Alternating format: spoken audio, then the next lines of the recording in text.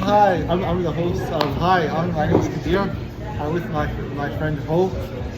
We're just doing a pizza review at Patsys Pizza in Harlem on 1st and 118th Streets.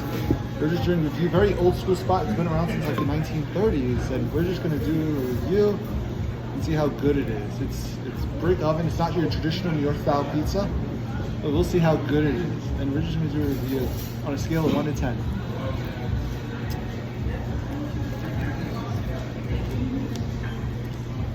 Brick oven pizza, but more closer to New York style than John's Oblique, because John's Oblique is also a brick oven.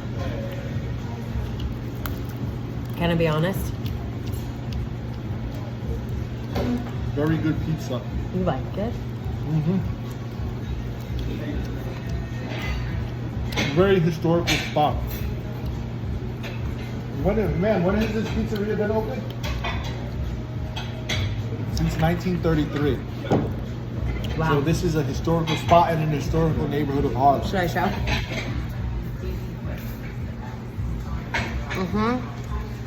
Very nice.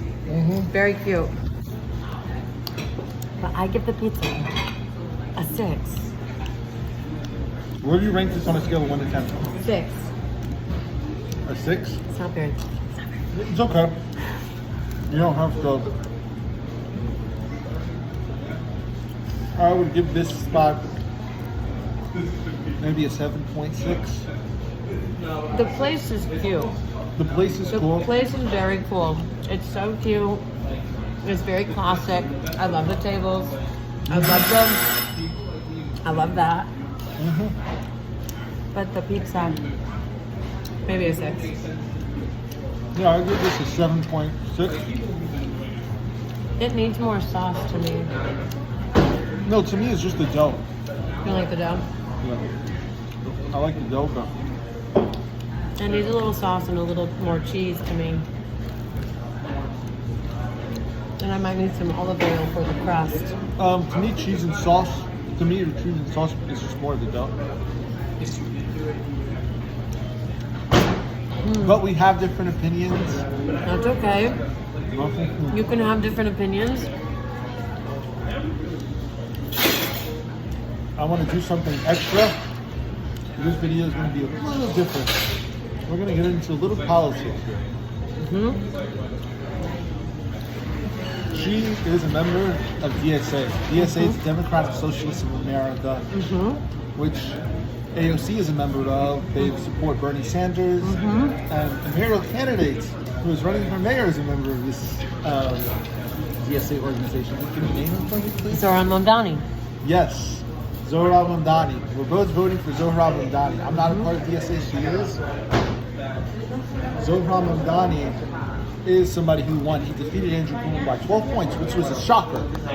I didn't even think he was going to win by 12 points. I was just hoping he would win just by 4 points. Because it looked like he was about to get his ass kicked in the race. But he was resilient, he persevered, and his volunteers, both of us. Yes, I canvassed. Did you canvass on election day? No. Oh, okay, me either.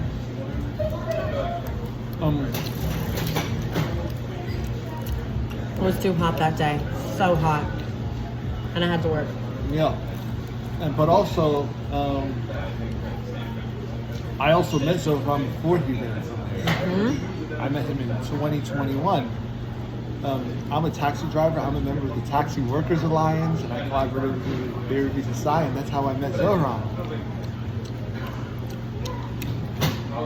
So, with Zohran, I liked his energy. I didn't really know. I had no belief. He just looked like a young guy. But his heart. I knew his heart was in the right place. So I was like, this guy has my vote. And so he's running against Andrew Cuomo, which obviously Andrew Cuomo was favored to win, which makes sense. You would agree, right? Andrew Cuomo is expected to win. And so they had the debate, and it kind of seemed like the way the debate was designed was it was kind of meant for him to swing at Cuomo, and he did. He did go criticized Cuomo. Some people can argue attack or swing depending on who you ask. And so basically, they were talking about Donald Trump. And basically, Cuomo said, Mr. Trump does not want me as mayor, which is probably true. I believe that Donald Trump wants to attack Cuomo. And then basically they asked Zohran, basically, what is your thought on Cuomo being investigated about the nursing home issue? He's like, he should be investigated because he did lie to Congress about it, but it's not about Trump. This is not about Trump pursuing justice. This is about punishing his enemy. And then basically he's like, the question is not if Donald Trump will attack the next mayor. Of course he's going to attack the next mayor. The question is who will fight back. And he's like, I am Donald Trump's worst nightmare. And then Cuomo's like, basically Cuomo's basically like, Mr. Mamdani, he may be good on videos, but he has no experience. He only passed 3 bills. And he's like, he has no experience with Washington, no experience with New York City, and he's like, Donald Trump will go through Mr. Mamdani like a hot knife through butter. You love that quote. And it definitely, and he's like, he will be Trump's delight. And he's like, unlike Mr. Cuomo, I don't have Bill Ackman I don't have the same people funding my campaign like the people who put Donald Trump in D.C. But I do have experiences with giving $450 million for debt relief for thousands of taxi drivers and medallions, and I was there and I was a witness to that, and that is 100% accurate. He did play a part and he got arrested at the protests, and he did participate in a hunger strike. And he was the only politician who participated in the hunger strike. Yes, out of all of the candidates. And it was what, 11 days?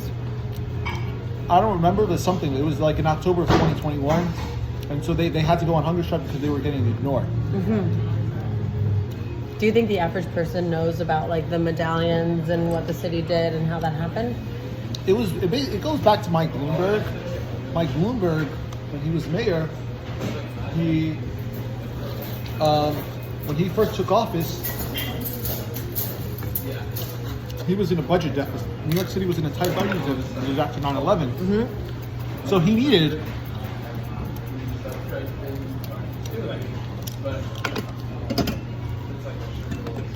to fill the city's budget without cutting programs. So in his mind, he's like, I have to figure out a way to fill the city budget without cutting more money. Yeah. So he raised the prices of medallions. 2002 it was $200,000 when he first took office. By 2013 it was over $1 million. $200,000 to buy a medallion. In 2002. In 2002. And in 2002, when it was $200,000, what did that mean? Like, what did it give a taxi driver if they were to have a medallion? Why do you want one? Why does someone want one? They were advertising. You don't have to work for a garage. You can have an appreciating asset. And that was the benefit. Or at least in theory. Maybe not. That wasn't the benefit, but in theory it was, at least. Because there were only a certain amount of medallions, right? Yeah, they're capped medallions. So basically, and from a theoretical standpoint, if you limit supply, the price rises. Supply and demand, which makes sense. Some people would assume that the value just went up to supply and demand, which makes sense. I'm not saying it's wrong. But that's not really why it went up. That's maybe a part of it, you can argue, but that's not the sole factor was to fulfill the city's budget, because like Bloomberg needed to keep the programs running.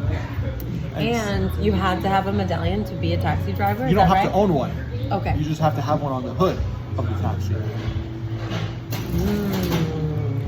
And then, though, when Uber and Lyft started... the collapse was going to happen regardless. The collapse was going to happen. There's no way it was not going to happen. It was how and why. It was more of when and why.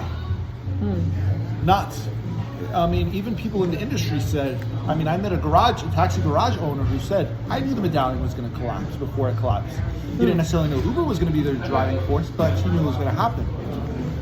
And so Mike Bloomberg promised the investment that failed. And because he said this is a gateway to the middle class and this and that. And then, but it wasn't.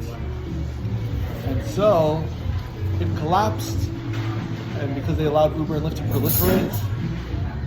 And so basically it collapsed. And so basically it's the city's failed promise. And so some of these drivers committed suicide because they bought it for $800,000, $900,000. And so they decided to go to the streets. And that's where Zohran came in the picture. That's how I met Zohran. And so they were basically hunger strikes for 15 days. And that's how Zohran is basically, that's why he could say he was a part of that. Because he did join and so. And before meeting Zohran, in that moment, did you trust politicians in general? I was starting to get skeptical. And did you identify as a Republican, a Democrat? I mean, I'm an independent. I don't believe in that whole Democrat-Republican Party nonsense anymore. I used to, but it's to me it's ridiculous. But now in November, will you have to register as a Democrat, or can you vote for him as an independent? I'll vote for him as an independent. Okay. What's your takeaway? I think Zohran is maybe the best politicians in the country. Because the Democratic Party does not have a federal leader. No, he's not federal, but he's arguably one of the best Democrats right now. Oh, yeah. He's definitely the most inspiring. Most definitely. And do you think it's a good thing that he can't run for president one day? Because that kind of keeps him from... Like, I feel like as an American president, you can be bought out so easily, and you have to really get into all of our disastrous sort of international policies when it comes to war and everything. And because he can just be our mayor, I think that kind of keeps him good. You know? You agree? Yeah. All right. Thank you for watching. And so... comment, like, subscribe. You can comment on the political aspect. It was her idea, and I was just Politics and pizza? Yep. Thanks for watching. Come check out this spot from Lexington, First Avenue and 118th. What's the name of it again? Patsys in Harlem. Patsys in Harlem.